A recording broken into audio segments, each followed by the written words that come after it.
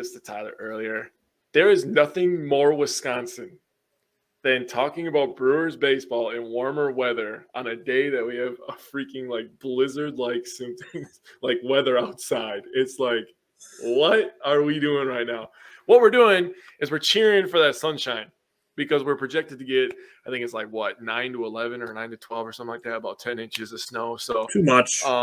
Yeah, a lot of snow, a nauseating amount of snow. You honestly have to go outside every like 2 hours and shovel to stay ahead of it. I've shoveled 4 times today. My back hurts. Yeah, you're not going to want to shovel, all of that at one time because that's just stupid. So you got to work smarter, not harder. I don't know if you saw my post on my personal page. You're talking about back pain, so it reminded me of it. It said my seat warmers. I'm at the age now where my seat warmers are to help with my back pain and not to warm my tush. And I 100% stand by that because I'm 30 years old. And my back, I went from 29 to 30, and it's like all of a sudden my body was like, here's knee pain, here's some back pain. You're going to wake up with neck pain because you slept like an idiot last night. And I'm just like, what is going on right now? You know what's fun is growing up part Great Dane and having all that stuff since I was like 16. That's fair. I had the knee pain in my left leg because I broke that leg, but I never had the back pain like this. I never woke up with a kink in my neck. I literally woke up like a month ago, and I was just like, what is happening right now? I can't turn my neck. But, snowblowers are cheaper than doctor bills. That's a good point. I don't go to the doctor. I just tough it out like a dumb idiot, and then I probably hurt something else. So with that being said, we have a lot on board for you guys. We're going to talk about departures, additions. Yes. We're going to pick best pitcher. We're going to pick an underrated performer. We're going to pick best position player. We're also going to give you guys a starting lineup and batting order. And we're going to make some bold predictions along with a record prediction. So a lot of stuff happening. Tyler, you have more departures and additions written down to me. We talked about this. So yes. Why don't you start us with departures? Then we can discuss that. All right. So key departures. Honestly, the one I think that hurts the most because of how friendly he was to, endearing to the fan base is Brent Suter. Like that might just be Bill. Tim said, Bill, they're young and just need to toughen up a little bit. All right. Yeah, that's whatever. Yeah. Just okay. Tough love. Well, cool. Yeah. Whatever. Fuck my back, I guess. Key departures. Brent Suter is a tough one to lose just because he's such a fun player to have on the team. But when it comes down to is can't keep guys just because they're fun to have around. I agree. So key departures, Hunter Renfroe, who I said was probably a trade candidate when he was coming in, was that he could very well be traded the next year, and he was. Colton Wong traded. Omar Narvaez was a free agent. Jace Peterson was a free agent. Andrew McCutcheon was a free agent. Trevor Gott was a free agent. Taylor Rogers was a free agent. Brad Boxberger was a free agent. And John Del Gustave was also granted free agency. To me, honestly, it's a little bit of a bummer, but losing Boxberger, I think, was the one that kind of bummed me out the most. Isaac said the Angels will enjoy Hunter Renfroe. Yeah, I mean, it's another guy that can give you guys 25 home runs on your way to an 82-82 season and missing the playoffs again and wasting Mike Trout and Shohei Ohtani's careers. So you got that going. Jesus. Isaac, we like you, I promise. Jesus Christ. Yeah, you could have traded us Mike Trout for Hunter Renfroe. That would have been cool. Would have loved Mike Trout. Right? Anyways, now that I'm done roasting Isaac and his love of the Angels and Los Angeles Clippers. Brewers won't make it that far. Brewers will win more games than the Angels this year. I would bet money on that. I think they'll both be similar, but I think the Brewers win a little bit more. All right. So departures, what stands out to you in the departures? Well, Omar, I'm okay with. I did become a fan of Jace Peterson. I think he was a really good utility player, kind of played everywhere. Yeah. I have good memories of Boxberger, bad memories of Boxberger, but it happens. He was one of our most reliable pitchers over the last 3 seasons. He was, and I'll never forget the nuts he had on July 4th against the Cubs, man. I was wow. Colton Wong, loved his swag, loved his defense for the most part. His bat was not as consistent as we thought it was going to be.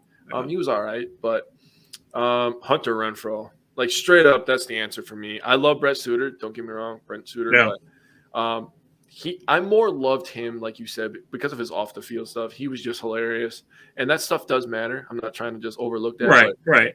You know, I loved Hunter Renfroe. He became my boy. Like, he was mashing. He had the hair flow. Like, he looked like a baseball player that belonged in a Brewers uniform. You're going to be a Joey Weimer fan. I know you are. I know. You keep telling me, and I'm a big Joey guy now. I'm like, all right. Baby Renfroe. We can call him that if you want. We can call him Baby Renfroe if you want. I'm with that. As long as he has the hair flow and he's mashing homers, like, I am 100% on board. But Hunter Renfroe is the one that I'm going to miss the most. I do have a little connection with Andrew McCutchen, just some memories with my stepson on the video games, nothing serious. But he was all right, I thought, as well, but didn't have the impact that he was supposed to have on this Brewers team, kind of like Colton Wong. Just a little bit too uppy, downy, in my opinion. But other than that, I mean, I think they did a good job replacing those guys, though. I agree. And to me, getting – like, you know, Matt Arnold, people are soured on him a little bit because of the Corbin Burns situation, but they cleared the air on it. They're both focused on the season.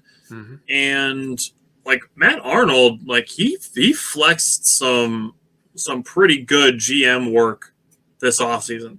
The fact that he turned Esteury Ruiz into William Contreras, Joel Payamps, and another relief pitcher who's going to be probably in Double-A this year, like, we kept wondering, like, if Jackson Chourio was going to be included in the deal or Sal Frelick was going to be included in the deal. And we find out that the only thing the Brewers were sending out was Esteury Ruiz. Yeah, that's with already a loaded outfield, that's fine. You can live with that. So, key additions. What key additions stood out to you? Like, I definitely have a lot written down. Not all of these guys are going to be, you know, impact players, but what stood out to you for key additions? I mean, I have a couple people written down, but really only two that are really, really going to matter to me personally. And this doesn't mean that they're not going to matter during the season, but just my baseball eyes, I guess. Jesse Winker, I think, is absolutely have a bounce back season. His stats in the NL Central are disgusting. His stats at Miller Park are disgusting, and I know you're going to have them. So, spoiler alert, Jesse Winker is in my bold predictions. All right. Spoiler alert, I also talk about Jesse Winker coming up here. I really think he's going to have a really big bounce-back season. And then William Contreras, obviously. Catcher was a position that kind of like first base, where it was like we'd have a guy for a year or two, they do really good, have one good year, one down year. Getting a guy that's under club control that's already been an all-star, and he's, 24, right? Something like that. I think he's 25. I think he's 24. I think you're right. I think he's still 24, but a guy that can mash, a guy that can catch, just getting that position, you know, just locked down for the next few years is a really, really great feeling. So William Contreras and Jesse Winker are two of the other guys. The other guys I've written down are Jansen Junk. He throws some decent stuff. Yep. He throws some junk, not in a bad way. He does. He throws some junk. And then I have Owen Miller written down because I think that he could have a little bit of an impact during the season. But who else do you have, buddy? I got a whole bunch of people, but before I give all mine, I have three of these. I have 3 Brewers Heart keychains. So 3 people comment, I Heart Brewers, and I will send you a Milwaukee Brewers heart-shaped keychain.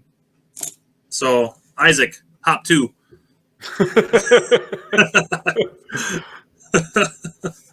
All right. Additions, I also have William Contreras listed on here. Jansen Junk is on here as well. Joel Payamps, Elvis Peguero. These are all guys I think could make appearances out of the bullpen. I don't think they're going to be, you know, huge impact players, but, you know, their names still bear mentioning. Blake Perkins is another one. He was signed on a 1-year deal basically to add some.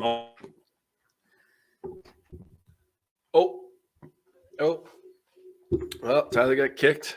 He's going in the middle of his lineup here, unless you're giving him giving away wind in a bottle. No, actually, Isaac, they only do that in Chicago. And me and Tyler, we actually just talked because I have a stat. I'm just going to bring it up right now. The Brewers are 28-26 on opening days in their history, and they open up against the Cubs. So we're looking to add to that against the Wind as well. Tyler got kicked for his rude comments towards me. I would not doubt it. He comes at you pretty hard, man. And last week I was like, Isaac said F you to me. And I'm like, bro, I stuck up for you. I don't know what that's all about, man. But yeah, I'll just keep going on about Jesse Winker here.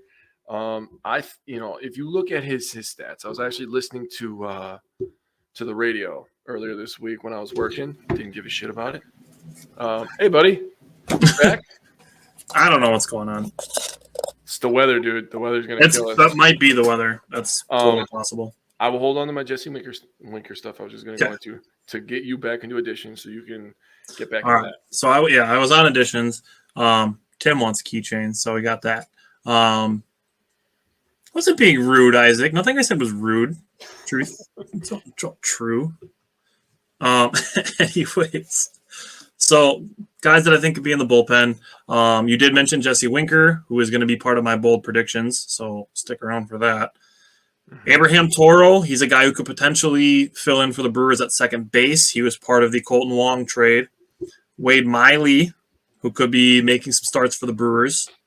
Alex Claudio, I think, is a really underrated addition. He actually was a Brewers reliever a couple of years ago, and he pitched pretty well for the Brewers. He's a kind of a submarine guy. I think a really underrated move adding Alex Claudio. And the Brewers added just the other day Justin Wilson. He's going to miss the first half of the season while he's recovering from Tommy John. But Matt Arnold did say he expects him to be an impact player in the second half of the season. And then he's got a club option for next year. He is already 35 years old, but he does have a career 3.41 ERA. So pretty solid ERA. And he's a left-handed pitcher, which Jake did say that he was concerned about some of the left-handed pitching depth in the bullpen for the Brewers. So adding a guy like Alex Claudio, a guy like Justin Wilson, could be under-the-radar moves that do actually make impact. You did mention Owen Miller. I think he's going to be one of the primary backups to most of the infield. But he is a Wisconsin native. Owen Miller's from Wisconsin, so he gets to play for the hometown team. And then the last one I have is Bryce Wilson. The Brewers acquired him from the Pittsburgh Pirates for cash, and they told him when he came to camp to prepare as if he's going to be a starting pitcher. Oh, shit. So they told Bryce Wilson to come in prepared to be a starter. So we are dealing with, unfortunately, Aaron Ashby and Jason Alexander are going to miss parts of the beginning of the season. Jason Alexander was transferred to the 60-day disabled list or injured list, and Aaron Ashby is going to be out likely until mid-May. They're working on Aaron Ashby. So Bryce Wilson could be making starts. Wade Miley could very well be making some starts. Bill said Miley seems to be excited to be back. I mean, he was fun to have when he was here. I would say the same for Gio Gonzalez. Like, I remember them fondly being here. So I enjoyed having them. I'm excited to have him back to see if he can make an impact. So that, and as far as injuries go, Tyrone Taylor is going to miss 2 weeks, so it's not going to affect the opening day roster or anything like that. So as we get into starting lineups, basically the only ones that are going to be out of starting lineups is Aaron Ashby and Jason Alexander, which we're only predicting like the opening day lineup. We're not predicting as far as like the whole starting rotation, because there's probably 9 guys that are going to make start for the Brewers. But let's go to the starting lineup. Let's go position by position. So do you want me to go first, or do you want to go first? You go first. Go first. I want to see how. So I'm just gonna go in order of the field. The rotation, it's obviously gonna start with Corbin Burns. Corbin Burns is gonna be the opening day starter. But then I'm gonna go catcher, first base, second base, all the way around. That's how I'm gonna do it. And I'm gonna do DH last.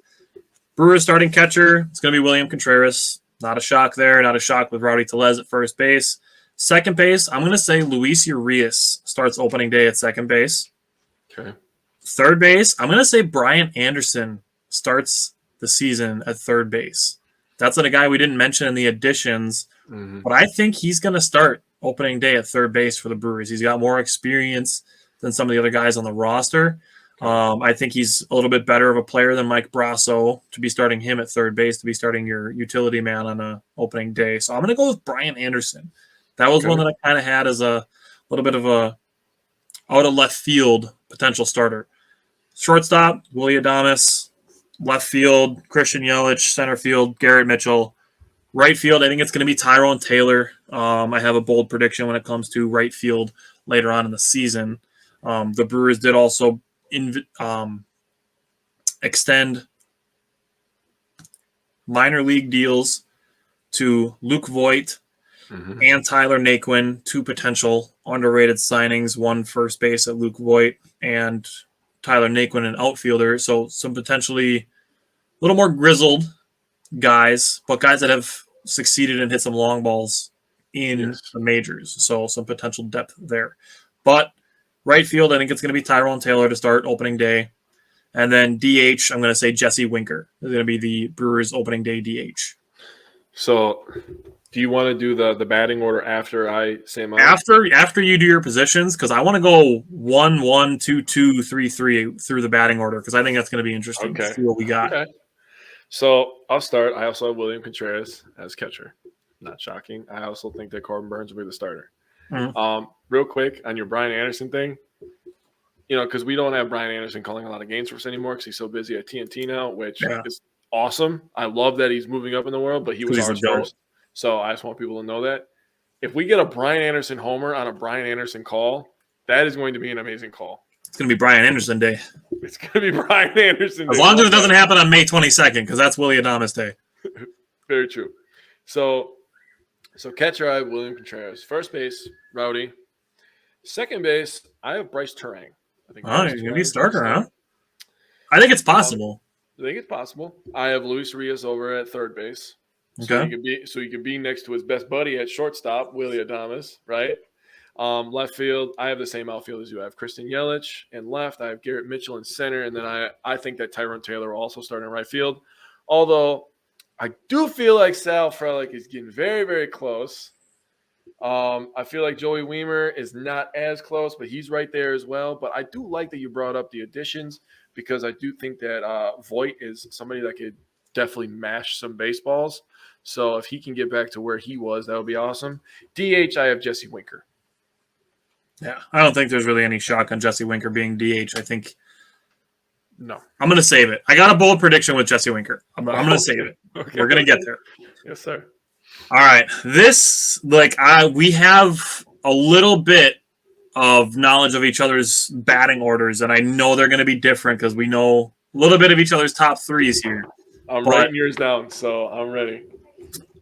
Number one, leading off, I have Christian Yelich.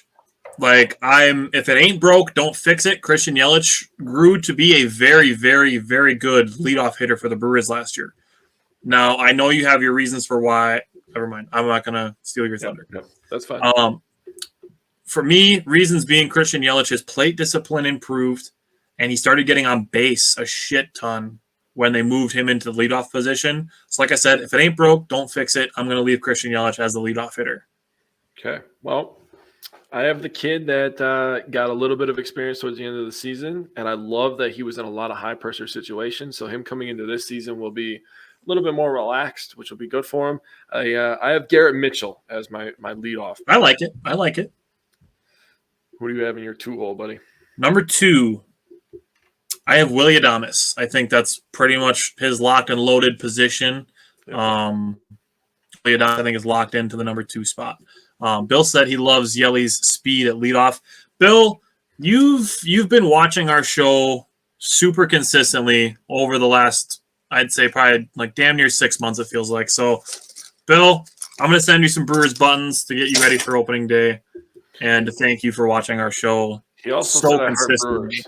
So I have him written down as one of the I Heart Brewers as well. So I have Bill and Tim written down. So Tim's been our OG follower. He followed us back when we were broadcasting from the site who we do not name. The old clickbaits. But thank you, Bill. I also have Willie Adames in my 2-hole as well. Like you said, it just feels right having Willie bat second. That seems to be where he thrives. Yep. Number 3, I have William Contreras. Oh. I like him at that 3 spot. You get a couple guys ahead of on base for him. We know he's got the power. So I think William Contreras at 3, with the threat of some of the bigger bats behind him, gives him that Ryan Braun feel at the 3 hole. Just because you don't want to pitch to the guy behind him, so you got to throw this guy some strikes. Yeah, so that's why I like William Contreras. I almost said William Adames because I said Willie Adames. So we're gonna have Willie and then William batting back to back. But I have Willie Adames in the 3 hole. Who do you have? I have Christian Yelich back in the 3 hole. Okay. I like that Adames is ahead of him. I like the speed of Mitchell getting on base ahead of him. I like, people are getting on Yelich because of his contract and, his stats been going down. But if you look at something that's positive, you could positively spin this. His batting average and all his numbers have been going up the last couple of years. Mm-hmm. So, when I get to my 4-hitter, kind of what you just said right there, where you don't want to pitch to this guy, because he's a good contact hitter. He can hit these guys in. I think putting him in between Willie Adames and my next guy, I think that'll be a good thing for him. So I have Christian Yelich in my 3 hole. Okay. Batting cleanup, I have Jesse Winker. And I'm going to elaborate on him a little bit more in the bold predictions, but I like Jesse Winker's power in the cleanup spot with potentially a bunch of guys on base for him. So I have Jesse Winker at the DH batting cleanup. So in my 4 spot, I have Yelich in between the 2 Willies, right? Okay. I have Willie, I have Yelly, and I have Willie. So I have William Contreras also in my 4 spot. He's a guy that can hit for power, hit for average. So I like that. All right. Batting number 5, I have Rowdy Tellez. I really like him at that 5 spot. You didn't mention this with Christian Yelich, but I think with Christian Yelich and Rowdy Tellez, these are potentially 2 of the biggest guys, not only on the Brewers, but in all of baseball, that the shift rules are going to affect positively most in the 2023 season is Rowdy Tellez and Christian Yelich. Like I said, not just on the Brewers, but in all of baseball, 2 of the potential biggest beneficiaries of the new shift rule. So I have Rowdy Tellez batting 5th. And 5th is where I have Jesse Winker. My DH, I put him at 5th. Like I said, I really think he's going to have a bounce-back year. You have your bold prediction, which will fit perfectly into why I have him in the 5 hole. The 4, 5, 6, I think are going to have to be some maulers. So I have Jesse Winker as the 5. All right. Number 6, I have Brian Anderson. That's where I have him. He's kind of just that bridge guy, a guy who can kind of do everything for you. I think that's kind of the role the Brewers have in mind for Brian Anderson. And he's the guy that can give you, he's not going to give you tons of home runs, but he can. And he can get on base for you a little bit ahead of some of the other guys that I have behind him. So I have Brian Anderson at 6, kind of as the bridge guy between the middle and the back half of the lineup. So I have Rowdy Tellez 6th. I said your 4, 5, 6 are going to have to be some mashers. So I have Jesse Winker, Rowdy Tellez, and then obviously William Contreras at the 4 hole. So, putting Rowdy there at 6, I think is a good spot for him. All righty. Number 7, I have Luis Urias. He's definitely a bounce back candidate for 2023. He had 23 home runs in 2021. He slowed down a little bit last year, a little bit of inconsistency, but I think he found kind of a role as like a super utility guy that you can play every single day in a different position and feel pretty good about him. And he's going to get more consistent defensively, I think. And, I think with the Brewers transitioning from some guys like some Colton Wongs and Jace Petersons and more into like Abraham Toro and Bryce Terang, that Luis Urias really gives you some continuity. But I'm going to have Luis Urias batting 7th and potentially giving the Brewers some pop in the bottom of the lineup. I also have Urias as my 7th guy. I did put down he's a guy that can give you 20 home runs or a guy that can give you a bunch of strikeouts. So you're really getting the best of both worlds, I guess. But Luis Urias is definitely the best of the bottom of the order, so that's why I have him as a 7th hole hitter. I have Tyrone Taylor 8th just because he's like, and I don't mean this in a bad way, but Tyrone Taylor, he's a pretty average baseball player. He is in a similar position, I think, as Keston Hero, where he's kind of, like this season, if he doesn't improve to a point where we can start him, often, that they might look for a change of scenery for him. So that's kind of how I'm feeling about Tyrone Taylor. But just because he's got the experience and they might not be ready to call up, like you said, the Frelics or the Weimers yet, I have Tyrone Taylor batting 8th. I also have Taylor batting 8th. He's a guy that occasionally give you some pop, but he doesn't have a good eye in the box, I guess. Not good enough. If he can improve on that, bring down his strikeout rate a little bit, I think he can be a more consistent player. He's actually pretty decent on defense, I think, but the batting is what really kills him. All right. And to round out my batting order, I have Garrett Mitchell batting 9th. And I have this for a very specific reason. Mm-hmm. Because I don't know if you remember back to the Gene Segura days, there used to be some games where they would move the pitcher's spot into the 8 hole and have Gene Segura batting 9th, essentially giving you 2 leadoff hitters. So for me, if Garrett Mitchell's a guy, like he kicked off the Brewers drafts, and I see a lot of people saying the Brewers need guys that can get on base. Their last 3 drafts have been nothing but guys that don't strike out like ever, and they just get on base all the time. That's like their last 3 drafts have been. That's Garrett Mitchell. That's Sal Frelick. That's Robert Moore. All of those guys that they've been drafting for position players have been low strikeout, high on base number guys. Garrett Mitchell is the first of that new wave of player. That's why they're going for the Jesse Winkers. He's a guy who's on a contract year, but if you have a bunch of guys coming up through your system that are going to get on base, you can fill in those boppers on 1-year deals and have all your guys get on base and just have Chris Carter, who comes in for 1 year and hits you 41 home runs. Yep. Like the Brewers had in the past. That's what Hunter Renfroe came and did. Like that's what the Brewers are looking for from Jesse Winker. So Garrett Mitchell in the 9 spot, essentially giving you 2 leadoff hitters, can put Garrett Mitchell and Christian Yelich on the bases at the same time with Willy Adames, William Contreras, and Jesse Winker coming up behind them. That works for me. I love the idea of Garrett Mitchell and Christian Yelich on the bases at the same time. I mean, I like that too. That's a lot of speed. We got to see it once last year, and I think it was Willy Adames that hit like a double down the right field line, and just seeing them both flying around, it's like, oh, that's so awesome. Yeah, dude. And that's when I was like, holy shit, Mitchell can freaking move, man. Dude. He can move. The fact that he can stretch like routine singles into doubles just because people aren't paying attention. Yeah. And like a regular ground out to second base, and he turned it into an infield single. He's fast, man. That happened. That's a thing that happened. He like basically grounded out to second base and turned it into a single because of how fast he is. That's nuts. My 9 hole, I have Bryce Terang, just because he's the least experienced of the bunch. I think throwing him in here. Not that having Garrett Mitchell. Now that I'm thinking about it, because I liked all your talking that you did there. You kind of changed my mind a little bit, but yes. Not that having Garrett Mitchell behind him scares anybody, but just the threat of speed, I guess, is what I will go with. But I just think because he's the least experienced guy left is why I put him on there. All right. I mean, that's kind of how Garrett Mitchell works, but I do have more of a reason than just he's the youngest guy on the roster, and he's right. But Bill said no matter which way we go with the lineup, we're going to be stout and difficult matchup wise, and I agree with that. I mean, we're looking at catcher, looking at William Contreras, Victor Caratini, and Peyton Henry, who could have been in the additions. He was formerly with the Brewers organization. The Brewers traded back for him. First base, looking at Rowdy Tellez, maybe Keston Hiura, Owen Miller, and maybe the newly signed Luke Voigt if he makes the opening day roster.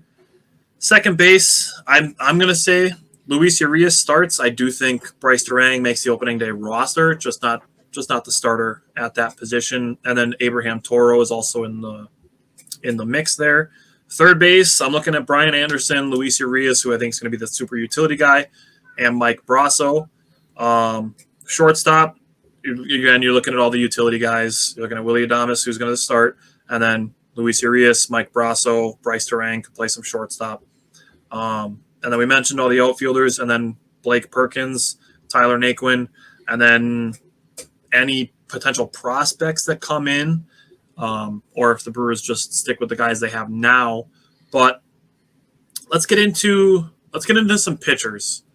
So I want to know, and I'm glad you asked this question before we started. You asked if we were doing only starting pitchers or if we were doing bullpen guys as well.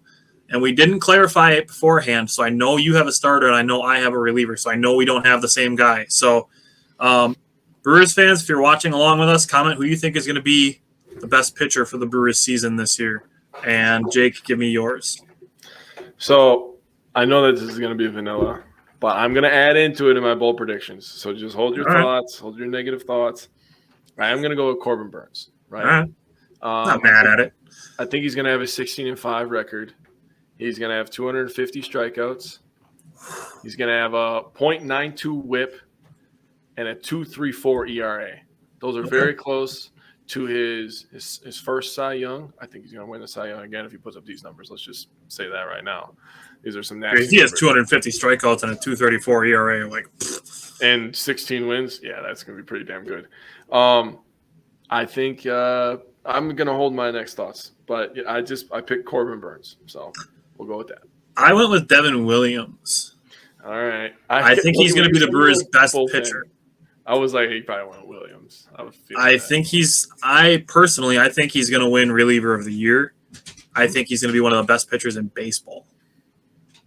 Another All-Star game? Oh, definitely. If I was close to Vegas, I'd be mashing money on Devin Williams being an All-Star. I know, man. Devin Williams in 2022 had the lowest barrel rate in the entire Major League Baseball. Bill said Brandon Woodruff. I think that's a good one. That's not bad. Burns. I mean, you can't go wrong with Corbin Burns. Essentially, no. You can't go wrong with Brandon Woodruff either, or Devin Williams. But no. So listen to this. Devin Williams, he's nuts. Mm-hmm. Devin Williams had the lowest barrel rate in all of Major League Baseball last season. 0.9% of batted balls against Devin Williams were on the barrel. 0.9%. Less than 1% of all players that made contact against Devin Williams were on the barrel. And he still has the best changeup in the game. Just listen to this stuff here. His batting average versus his changeup is 185. Oh, man. Listen to this. Batting average against his fastball, because people are afraid of his changeup, is .090. What? Listen to this. Whiff percentage against his fastball, 34.9%. Essentially, 35% of fastballs that he's throwing, guys are swinging and missing. That's over a third. Changeup, it's 43.9. 43.9% of his changeup that he throws are swings and misses. Jesus. Wow. You ready? Literally, Bill, just hold on to your jaw. I'm about to drop 5 stats in a row that are all just insane. So these are percentiles of Devin Williams where he ranks in Major League Baseball. Ready? Mm-hmm. Exit velocity, 99th percentile. Hard hit percentage, 99th percentile. Oh, boy. Expected batting average against, 100th percentile. Slugging expected, 100th percentile. Barrel rate, 100th percentile. Strikeout rate, 99th percentile. Whiff rate, 99th percentile. Holy shit. Extension, 100th percentile. My God. The dude has 20.7 average inches movement on his changeup. I remember when you dropped that last year. That was nuts. His changeup drops almost 21 inches. That's almost 2 feet that his changeup drops. That's crazy. Exactly, Bill. Bill said, and people wonder why we traded Josh Hader, aside from the fact that he's going to be making $15 million this year. And the guy who's going to pitch less than 100 innings. The thing that I always go to is, remember when people were giving shit to Devin Williams to start the year? Yup. I certainly do. Because of small fucking sample sizes. Some people. He struggled in literally one inning against the Cubs in the first series of the year, and people were freaking the fuck out. Yeah. Never forget. Never forget. So Devin Williams is my pick for the Brewers' best pitcher.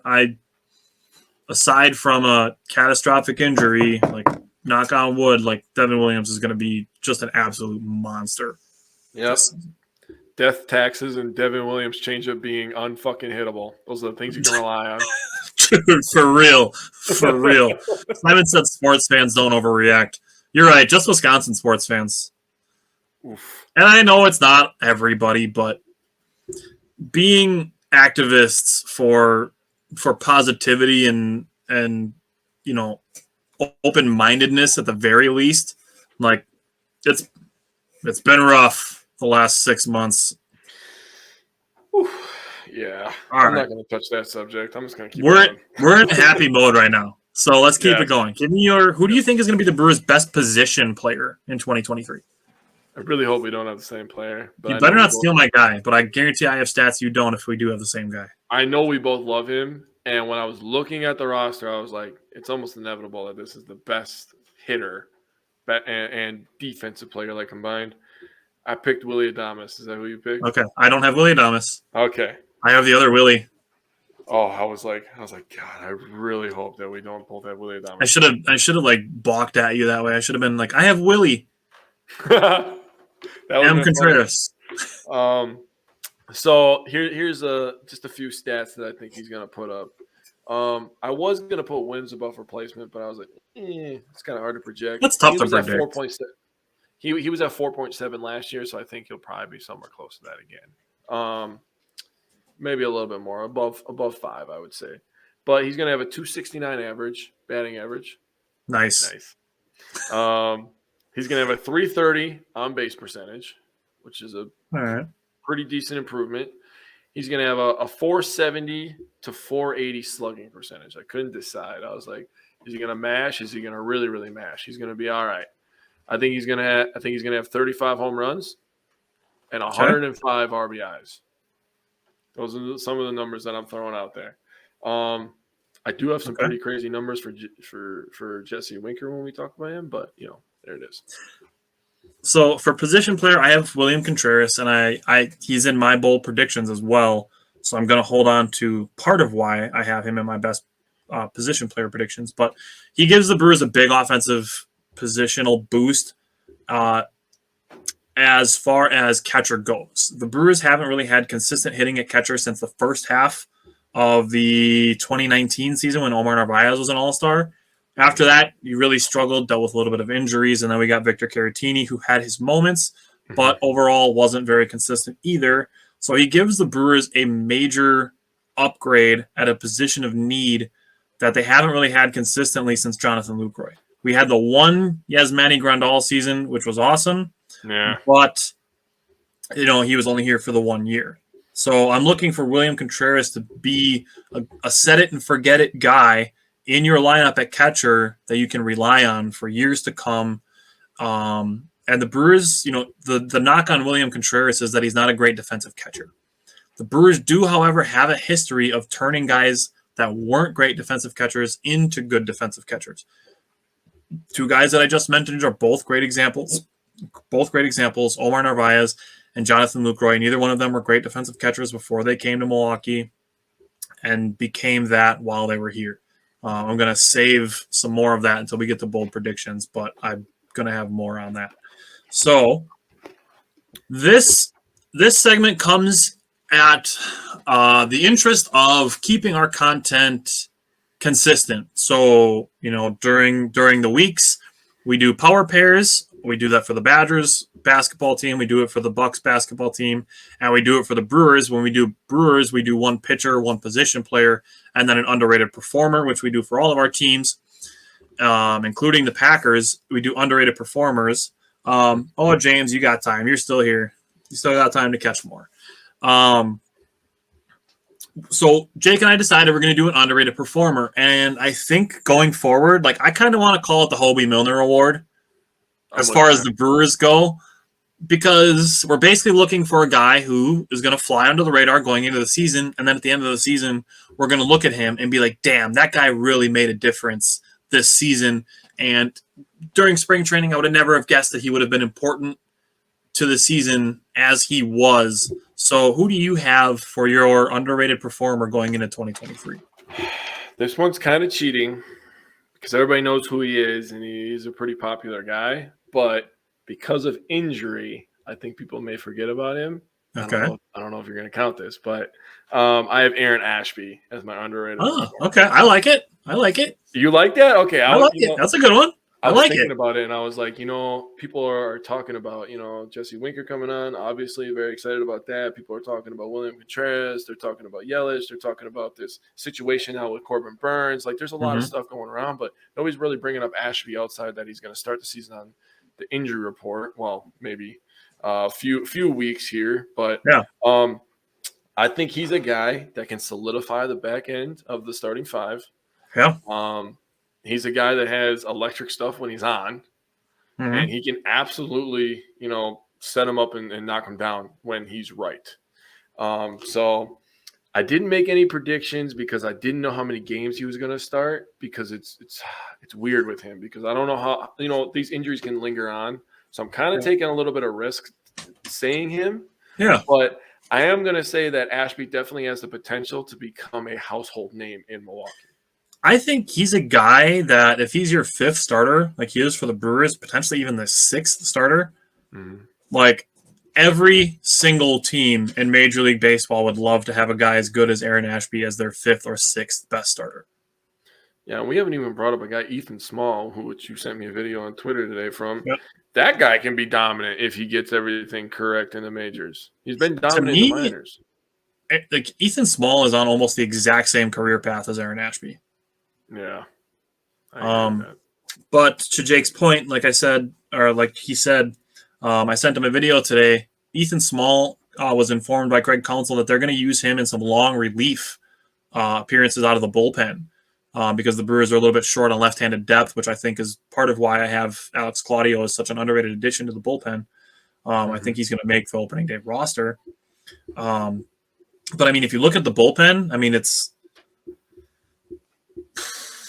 Joel Payamps, Elvis Paguero, Jansen Junk, Jake Cousins, Hobie Milner, Matt Bush, Devin Williams. I mean, that's kind of where we're looking at right now. That's one lefty, Hobie Milner. Yeah. Who's great, by the way. But yes, we love Hobie Milner. Hobie Milner was fucking awesome last year. Fucking So Ethan Small potentially into that mix as a left-handed pitcher. Alex Claudio, I think, really is a guy who's going to make the roster. Wade Miley could potentially make some appearances out of the bullpen if the whole starting lineup is healthy. So if guys like Adrian Hauser are healthy and starting, we could use Wade Miley out of the bullpen. If Bryce Wilson finds ways to be making starts, you could be using Wade Miley out of the bullpen. And then, like you said, Aaron Ashby. So for me, I went with another guy in the bullpen, a guy whose name I didn't mention just now. I'm going with Peter Strzelecki. I'm going with another bullpen pitcher, just like Hobie Milner, but Peter Strzelecki made 30 appearances in 2022. He pitched 35 innings. He had a 2.83 ERA and a 1.41 ERA plus. Now that's where league average is 100, and it's calculated to take into effect like the ballpark you play in and stuff like that. So 100 being like a replacement player. Peter Strzelecki ERA plus was 141 in 2022. Okay. He threw 40 strikeouts, only 15 walks, so a solid ratio there. A 220 batting average against, so it's not it's not dominant stuff, but you're talking middle relief, kind of like Hobie Milner was used last year. 5th, 6th, 7th inning. I like Peter Strzelecki in that position. 27% strikeout rate last year for Peter Strzelecki. That's pretty solid, actually. I'll take that. He's got a good fastball slider combo. 15.6 inches of horizontal break on his slider. So his slider moves. Pretty damn solid. He's got a pretty good slider. He generates literally double the league average of weak contact. The league average of weak contact last year was 3.8%. Mm-hmm. Peter Strzelecki generated 7.6% of batted balls with weak contact. Literally double the league average. Brewers the last 5 years, I'd say, have been really good at pitching, dude. That's 63. Oh, sorry. This is part of his slider, too. I mentioned that horizontal break. That's 63% more horizontal break than the average in Major League Baseball. So really good fastball slider combo for Peter Strzelecki. Generates a lot of weak contact. He gets strikeouts. He doesn't walk a ton of guys, and people only bat 220 against him. So I really like Peter Strzelecki as an underrated performer, a guy that nobody's talking about right now. That's very fair. That was a good, solid pick, man. Good, solid pick. That's why I brought it up, and I'm like, Jake, when we're doing the primer, we're going to pick our best position player and our best pitcher. Like, let's bring up an underrated performer just like we do every week. And, like, I knew who I was picking. I knew right away I was going with Peter Strzelecki. I'm really excited to see what he can do in 2023. Should try to get him on the show. That'd be sweet. That'd be fire. I would love that. All right, so let's do some record predictions.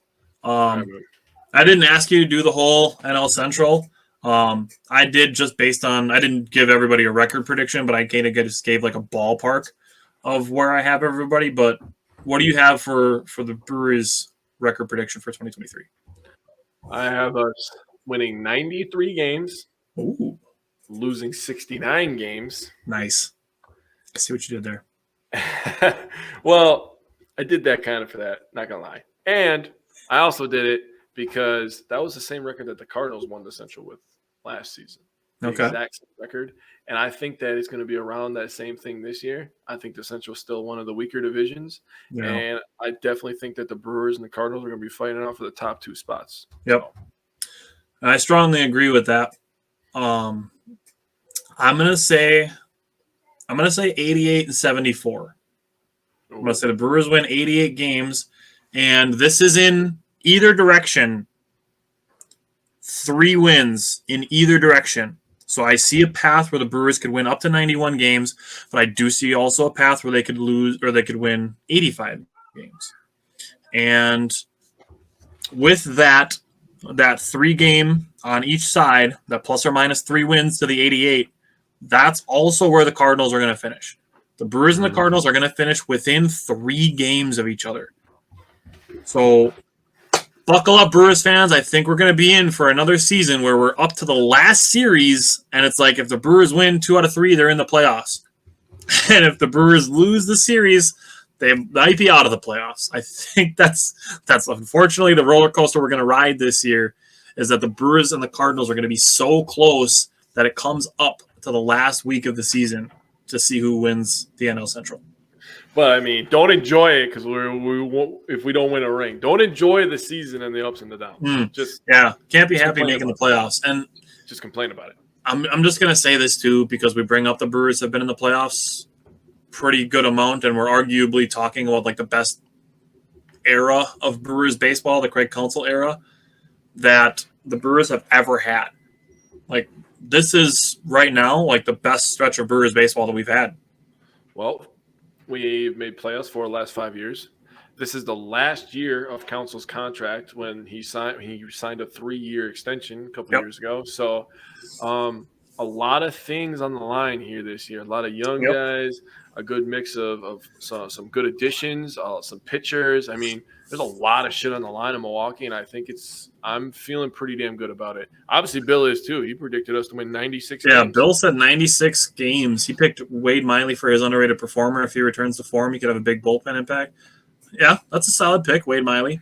I'm going to go even a step farther, and I'm going to say the Brewers, like to your point, there's a lot of things in flux this year, and Corbin Burns and Craig Counsell being 2 of the biggest ones, and now Matt Arnold transitioning into, the full-time, in charge of everything role. Mm-hmm. I think the Brewers are teetering. They're on the fence, and 2023 is going to decide if they go either into a full rebuild or become a dynasty? Oh, that was heavy. Oh my gosh, that was heavy, bro. That was heavy. Like, I really see the path to either one. Okay, I can see it as well. And this, this might be something worth revisiting, but we're looking at a thing where if the Brewers, like Bill says, win 96 games this year, I don't think there's a way where they go, no, we can't bring Corbin Burns and Brandon Woodruff back. I think it's a point where if the Brewers win 96 games, make a deep playoff run, they're like, no, we have these all guys coming up. Like, let's lock these guys in. We'll go full young guys, and this is going to tie into some of my bold predictions, but we have young guys littered all over the roster. You can fill in around them with one-year deals, and like I said, potentially a dynasty. Or if the Brewers somehow find a way to only win 70 games this year, they could next season, in the offseason, they could trade Corbin Burns and Brandon Woodruff and Willie Adames and go full rebuild. Yeah, I think both of those outcomes potentially hinge on 2023. Could have put that in my bold predictions, but yeah, that was heavy. That's a good transition to bold predictions. I'll say that. I will say on the subject of records, I do think the Cubs are going to be right around 500. So probably 6 to 8 games back of the Brewers and Cardinals. They've done enough that I think, like I said, I think they're going to be about a 500 team. I don't think they're going to suck terribly, but I also don't think they're going to be as good as Cubs fans think they're going to be just because they added Dansby Swanson. And Cody Bellinger, who isn't talked about in the same breath as Christian Yelich, even though he's had the similar downfall, but didn't fracture his kneecap in the process. Yeah, for real. And then the Reds and the Pirates, they're both going to be between 60 and 70 wins.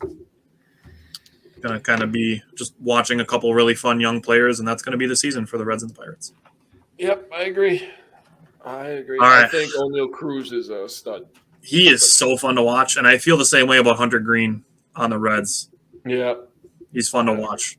I'd agree with that. All right. You ready to do some bold predictions?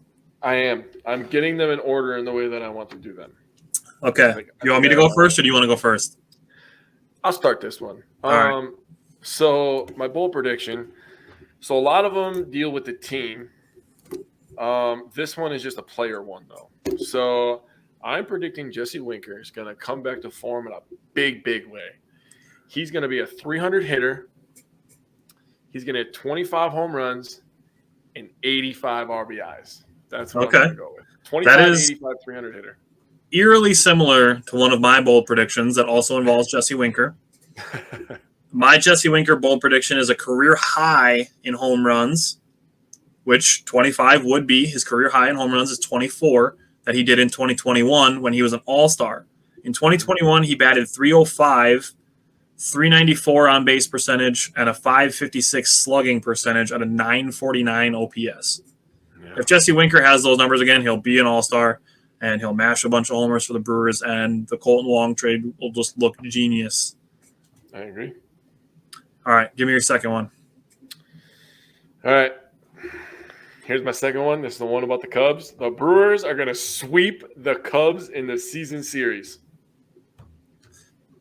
I feel like it's worth mentioning that there is less divisional play this year because there's more interleague play in the 2023 schedule. Mm-hmm. So they're not playing 21 games against each other. But it's still fun. I'm still with it. All right, my second one. You ready for this one? I think you're going to like this one because I have a lot of evidence to back it up. William Contreras was the number 47 pitch framer last season. He will cut that in half and be top 24, higher than his brother Wilson Contreras in pitch framing. Okay. Now listen, that's a big jump to go from number 47 to top 24. But listen to this. So 2021. No, I'm going to go back farther. I'm going to go back to 2019. Omar Narvaez was number 56.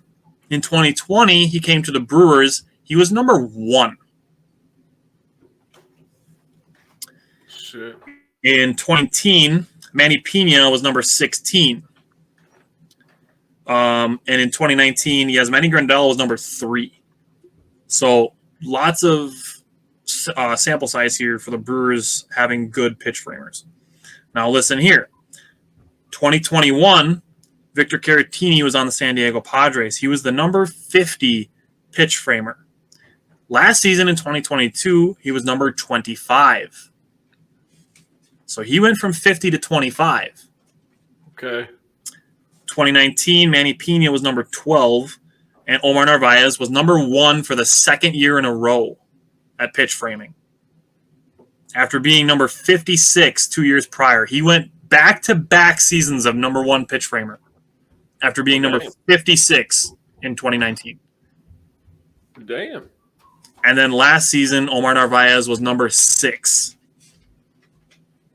So Omar Narvaez went from 2019 being number 56 to number 1, number 6.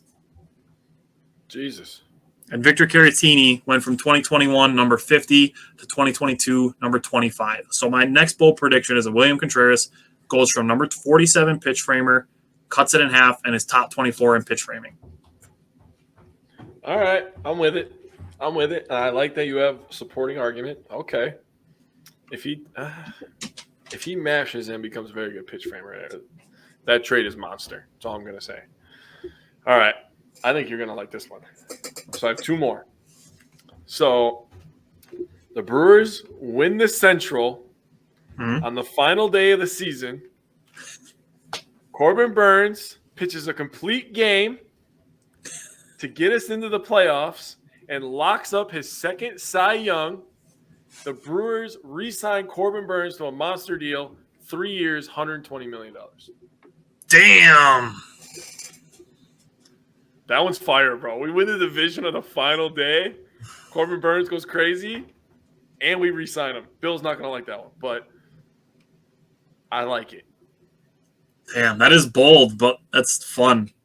Imagine that, dude. Yeah, dude, the last 2 I was just like, I'm just going to go crazy. I see that. Hey, that's why they're bold predictions. They're not lukewarm possible. Predictions. They're bold. Yeah, I mean, I tried to keep them in the realm of possibility, obviously. Right. But and I totally agree with you that the Brewers' season is going to come down to the last few weeks, maybe the last day, like we've seen in recent history. So it's just going to happen. The Cardinals are good; they're always good. The Brewers are set up to be really good this year. It's going to be Brewers and Cardinals. We know that going into the season. Yeah. So, and I'm totally fine with that. Bill's bold prediction is that Brandon Woodruff has a big year. The bullpen comes into form. Burns gets traded, and the Brewers still win 96 games. That would be fucking nuts, dude. That is bold, but that's fair. I mean, he's definitely on board with my Aaron Ashby talk about him rounding out the starting pitching. If that happened, yeah, I mean those things could play into each other. True.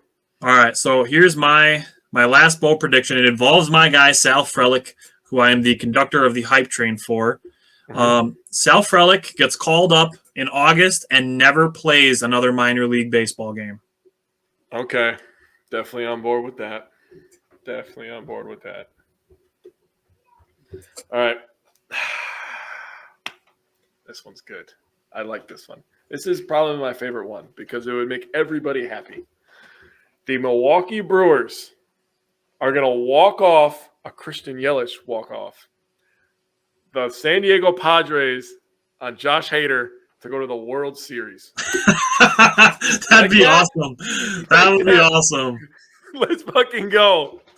Bill likes my Frelick prediction. That's super specific for Christian Yelich to walk off Josh Hader to go to the World Series. Bro, we go to the World Series, so people stop bitching about that. They stop bitching about Christian Yelich because he plays hero. They stop bitching about Josh Hader because we traded him. Like, come on, man. That's 3 things. Burying the Padres would be fun as well. Oh, dude. And I looked up the top payrolls, and I was instantly disgusted. And the Padres are in the top 5. I think they're like number 3. But the freaking New York Mets, the Mets are number 1. Oh, by a lot. I was like, holy shit. They've spent almost $500 million. I know. That's nuts. That's not okay. Yeah. And then I heard a rumor going around. I don't know if it's true. You probably know more about it, but about like a kind of like a revenue sharing, almost kind of a cap kind of deal with baseball going around. There's talks about it. I haven't heard any such things, and I would love for baseball to have a salary cap because I think it would create some parity. But baseball also needs to have a salary floor to prevent teams from going full nuclear like the Oakland A's and the Pittsburgh Pirates have done in years past. True. I agree. And what it essentially comes down to is TV money. Yeah. People like to say that San Diego doesn't have a big market. They may not have a big market, but they have a massive TV deal that dwarfs the Brewers TV deal. And that's part of payroll. That's what it comes down to, and revenue is TV money. So that stuff does matter. I'd like to see ways to even things out, but I just don't think it's ever going to come to a point where they're like, all right, starting next year we're going to have a hard cap and a hard floor. That's just not ever going to be a thing that the players union ever agrees to, because it keeps the possibilities open for the Mets to sign 5 different guys to 10-year, $300 million deals. Which is fucking stupid, but whatever. Yeah, it is what it is. All of that for them to not make it out of the second round of the playoffs. Yeah, right. I like it. I think this was. I really enjoyed doing this Brewers primer. I like doing our season primers, but yeah, man. I got to be honest with you. I think this one has been one of my favorite primers that we've ever done. Well, I got to say that, one, I think we're definitely getting better. I think we're improving. I think we're getting better at talking to people, involving people. Bill's great, staying in the conversation. James, when we talk shit about the Celtics, he stays in the conversation. Isaac, Tyler just likes to use you as a punching